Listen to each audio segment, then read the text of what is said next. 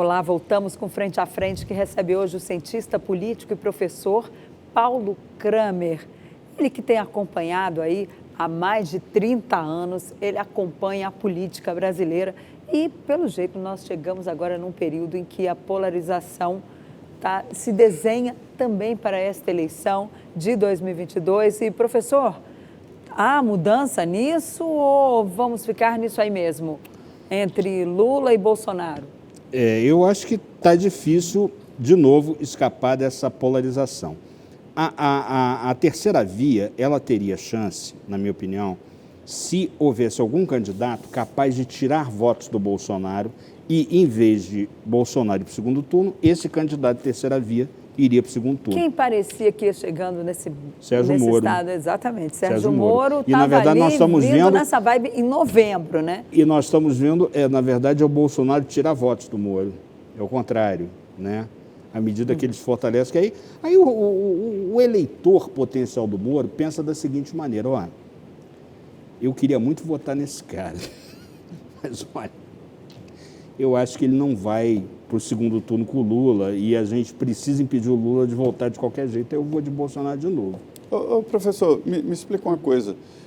O senhor está falando, fazendo um raciocínio, logicamente tomando como base as pesquisas eleitorais que estão aí, né? Isso. São várias pesquisas, eu devo dizer que eu acredito em pesquisa, até porque não é a mesma empresa que faz todas as pesquisas, né? Exato. Mas o que está acontecendo, esse descasamento entre a realidade e as pesquisas? Porque a gente anda nas ruas e as pessoas que conversam, eu vou repetir, eu acredito em pesquisa, pesquisa é um cálculo autorial, é matemática. É o que a gente tem, né? É o que a gente tem. Isso, mas então, como é que o senhor define isso aí? Olha, eu acho que essa é uma pergunta que nós devemos dirigir aos diretores. O senhor sente isso? Primeiro, o senhor sente isso? Os diretores, exatamente como você, nós temos que dirigir essa pergunta aos diretores dos institutos de pesquisa. Perguntar assim: vocês já viram na experiência longa de vocês um líder das pesquisas que não pode sair à rua sob o risco de ser caçado a pauladas como uma ratazana prenha? Eu nunca vi. Líder de pesquisa é apulpado, aplaudido por onde passa. Entendeu? Faz assim, manifestação em Niterói, aquela do relógio, né? De $1 milhão. Manifestação em Niterói. É o centro de Niterói, sábado de manhã. Gente, eu dei aula na Universidade Federal Fluminense. O centro de Niterói, ao sábado de manhã, não tem nada, não tem ninguém. Não tem ninguém, entendeu? Então, o Lula está está precisando sempre de fazer eventos controlados. O Bolsonaro sai na rua, é aquela festa, né? Como é que vai explicar isso? Né? Será que de repente então as pesquisas estão erradas ou como é que o senhor vê isso? Porque também as pesquisas estão aí, né? Elas existem, claro. Elas são um fato. As Agora, pesquisas estão como é que aí, elas mas são feitas? Os números estão se aproximando. Os números estão se aproximando. Até porque, veja só, desde 1º de janeiro, toda pesquisa que vai ser publicada tem que ser registrada na Justiça Eleitoral. Com critérios. Aí o negócio fica mais sério, né? Critérios, onde foi a coleta. A metodologia. Com possibilidade de auditoria, né? Porque o desenho da amostra. Claro. Exatamente. Então, veja só, os números do Bolsonaro e do Lula estão se aproximando, embora o Lula ainda esteja com uma grande vantagem. Agora, se vocês querem a minha opinião pessoal, eu diria para vocês o seguinte. Essa liderança do Lula, ela, na minha opinião, ela é mais recall, quer dizer, recordação dos bons tempos em que, eu estava empregado, meu cunhado também estava, não vinha pedir dinheiro emprestado para mim, entendeu? Aquela coisa toda. Fator de bem-estar do passado, não é? Então, eu acho que tem muito de recall. À medida que a gente se aproxima do presente e se aproxima também dos escândalos de corrupção, do mensalão, do petrolão... certamente serão lembrados na campanha. Mas não tenha dúvida, vão ser muito lembrados. E aí agora, eu acho que a situação... Tem uma fica campanha, difícil, né, professor? Tem uma campanha a situação que ainda não econômica aconteceu. pesa muito, a campanha revela. A campanha, claro. Que ali é o embate mesmo, né? E você ainda tem um grande número de indecisos, né, pessoal? Porque nós... pelas pesquisas, nem tanto, né? Não, Agora, mais da metade não quer nenhum nem outro, Em 2018, né, a gente já tinha isso. As pessoas já estavam se decidindo com antecipação. Antecipou o segundo turno. em relação ao que havia antes. Mas, de qualquer maneira, como sempre, os indecisos é que vão decidir a eleição. Né? Os indecisos é que vão decidir a eleição. E eles vão pesar todos esses fatores aí. Agora, o que pesa mais? A economia ou esse recall do passado? Ou aquela coisa, poxa vida, o governo está aí, tem alguns projetos aí que eu gosto, então eu vou votar no que está aí, não quero muita mudança. Como é que o senhor vê? O que pesa mais hoje? As qualitativas que eu sei que o senhor tem acompanhado, o que está pesando mais? A economia ou essa questão aí da ética, vamos dizer assim, né? Olha, Petrolão, mensalão. No segmento anterior, né, você me fez a pergunta, vai ser uma coisa mais de uma eleição de mudança ou uma eleição de continuidade? Né? A eleição de 2018, como nós lembramos aqui, ela foi muito ideologizada, né? Foi muito... E foi muito de mudança, cabeça, né? Era aquela de mudança. Olha, tem que mudar tudo, não sei o quê. Tivemos aí até uma mudança grande no Congresso. Agora, eu acho que depois de uma pandemia, que foi um arraso, né, nos empregos, né, nas empresas, depois de uma pandemia, com uma crise internacional aí, Rússia versus Ucrânia, não é? Aumento do preço. Crise hídrica, né, que aumentou muito. Crise hídrica, aumento de combustíveis, essa coisa toda. Eu acho que a economia vai pesar muito. E o governo, qualquer governo, aí não é só FHC, Lula, Bolsonaro, é qualquer um. O governo é governo, né? O governo tem muita tinta naquela caneta. Eu também. Então, o senhor acha que está aberto o processo? Eu acho que sim, com vantagem para o Bolsonaro. Porque está no poder, porque tem ali, né? Isso. E ele está fazendo viagens para o Nordeste, professor. E a impressão que se tem é que há mudanças por onde ele passa. Porque quanto mais pobre uma comunidade, mais ela depende do governo. Mais ela depende do governo. Depende do governo para o seu transporte, para a educação do seu filho, para a sua saúde, até para beber água. Aliás, é para isso que existe o governo, né? É isso aí. Hoje me disseram o seguinte, o Auxílio Brasil, as pessoas as pessoas qualitativas aí, está cheio de gente fazendo pesquisa, né?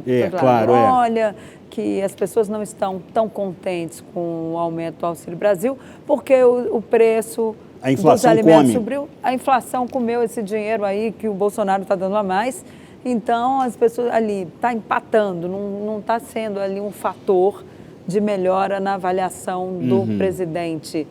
É isso mesmo? O senhor acha que a inflação pode ser o grande inimigo da reeleição? A inflação, sem dúvida. Ou outros inimigos vão surgir aí? A inflação é o maior inimigo do pobre, que é aquele imposto cruel, né, que o pobre, que não tem instrumentos do mercado financeiro para se proteger, sofre mais, sofre aquilo na carne. Então, certamente o governo tem que olhar isso, e essas mudanças na Petrobras, toda essa conversa sobre como amortecer o impacto da alta do preço internacional dos combustíveis, tudo isso tem a ver com isso. Professor, o senhor falou ali que a eleição do presidente Bolsonaro, né, e a disputa ali contra Fernando Haddad do PT foi uma eleição assim, fortemente marcada pela ideologia, a disputa, né, o choque. O presidente Bolsonaro é de direita? É um movimento assim mesmo? De esquerda e de direita? Olha, existem várias esquerdas e várias direitas, né? Quer dizer, existem vários matizes, né? Uma direita autoritária... Tá aí, é um bom título para o livro, né? Os 50 tons da política. Não, eu sou obrigado a dizer que o falecido general Ferdinando de Carvalho chegou na nossa frente, ele escreveu os 7 matizes do vermelho e depois os 7 matizes do rosa, e esse conta a social-democracia. Mas veja só, uma esquerda autoritária, chavista, castrista, essa coisa toda, não tem nada a ver com uma esquerda social-democrata, que respeita os contratos, a propriedade privada e o sistema representativo. E que tem uma visão social. E que tem uma visão social, exatamente. Da mesma forma, a direita, né? Uma coisa é o camarada ser intervencionista, achar que tem que dar um outro golpe militar, né? Que nem os militares... Aliás, os militares são os primeiros que não querem isso, porque saíram escaldados da experiência anterior, não é? E outra Mas coisa, querem participar do governo. E outra coisa é um liberal. Agora, deixa eu falar uma coisa em defesa dos militares no governo. Eu acho que o militar é o único profissional que eu conheço que é obrigado, todos eles são obrigados, enquanto estão na ativa, a estudar o tempo todo. Então, eles estudam muito, se especializam muito. Eu acho que é meio que um desperdício do Brasil, que é tão pobre em quadros, não é? A gente dispensar essa ajuda dos militares em algumas funções civis. Eu sempre digo, professor, que é ridículo pensar, como naquela música do Vandré, que os militares andam perdidos de armas nas mãos e os quartéis lhes ensinam antigas lições. Não, os militares estudam e muito. Para se chegar a general, é preciso fazer muito curso, estudar muito. O senhor tem toda a razão. É isso mesmo, é isso mesmo. E veja, o dinheiro aplicado na educação deles é dinheiro público. Então, eu acho muito dinheiro. Eu acho que precisamos, não podemos abrir mão desse recurso humano. E eles continuam fechados com o presidente Jair Bolsonaro ou há uma divisão aí nessa caserna? Que eu sei que o senhor acompanha muito o meio militar. Veja só, 6 meses antes da eleição do Bolsonaro, em 2018, à medida que o teu interlocutor ia subindo de patente, coronel, general, menos animado o cara estava com o Bolsonaro.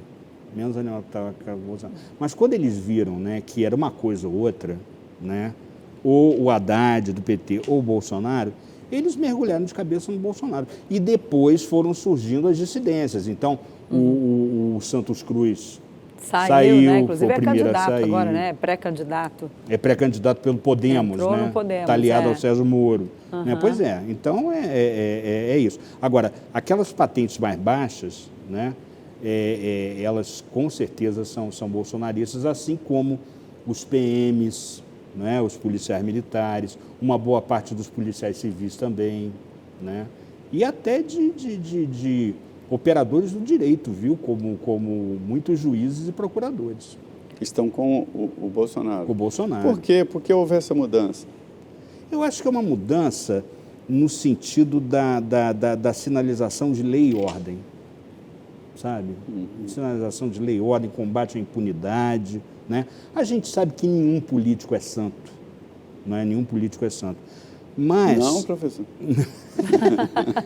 Olha aqui, eu poderia falar como o falecido Saulo Ramos, né, que dizia assim: com a graça de Deus eu só tive clientes inocentes, por isso que foi tão fácil. Eu gostaria de dizer isso também. Mas olha só, a política é a escolha entre o desastroso e o intragável. Política como ela é, política na veia, é isso aí. Sem ilusão, é isso aí.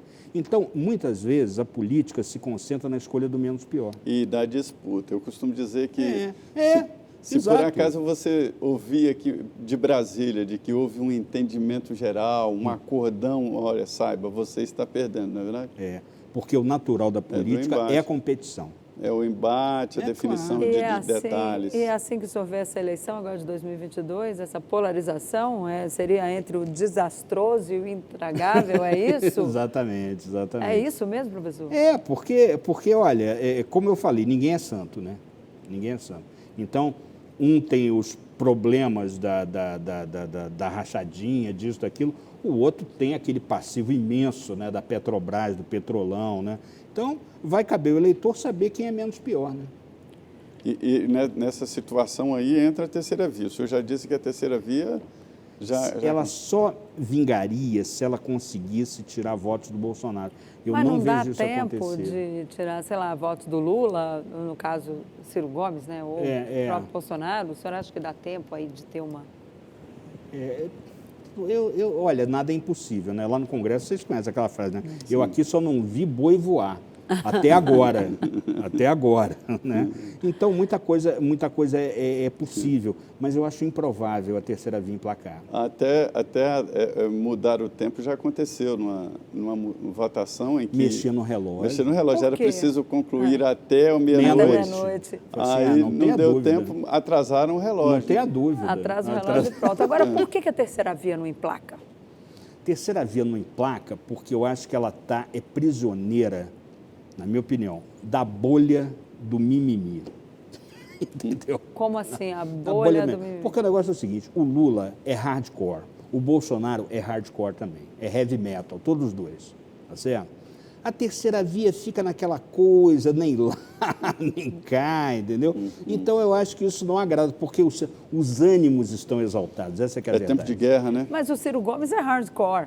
O Ciro... dessa terceira via aí. Agora, o próprio Moro também não é ali de ficar dourando pílula. Não, eu sei, mas olha só, veja só, o Ciro, há quantos anos o Ciro... Olha, para vocês terem uma ideia... Nem o próprio Dória. Eu sou tão velho. Também não é de ficar... Eu sou tão velho que eu já fui eleitor do Ciro Gomes. Quer dizer, ele está tanto tempo na disputa aí, né? E tem alguma coisa que faz com que o Ciro Gomes não deslanche. Agora, você vê no Ceará, mesmo quando é o PT concorrendo a presidente, no Ceará o Ciro Gomes ganha, né? Por causa das raízes políticas dele no Estado. Perfeito.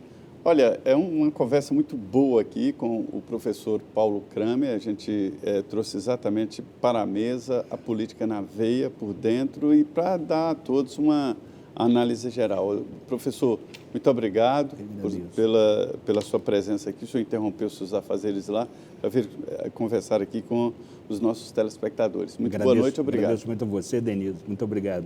É isso aí, frente a frente aqui nessa mesa redonda e com a minha parceira de sempre, Denise Rotenburg. Pois é, né? Boa noite, Zé Maria. Boa noite, professor. Mais uma vez, muito obrigada e boa noite para você que esteve aqui com a gente. Pois é, e a política é mesmo complicada, mas ao mesmo tempo vai simplificando com funil, né? A verdade é que falta a campanha eleitoral e é isso que define o nome do vencedor. Então, a gente está levando até você informações de todos os lados para você ir aí formando a sua opinião pessoal. Muito obrigado, viu? Muito boa noite. E continue aqui na Rede Vida, que começa agora o Jornal da Vida, com as principais notícias nacionais e internacionais. É isso, muito boa noite.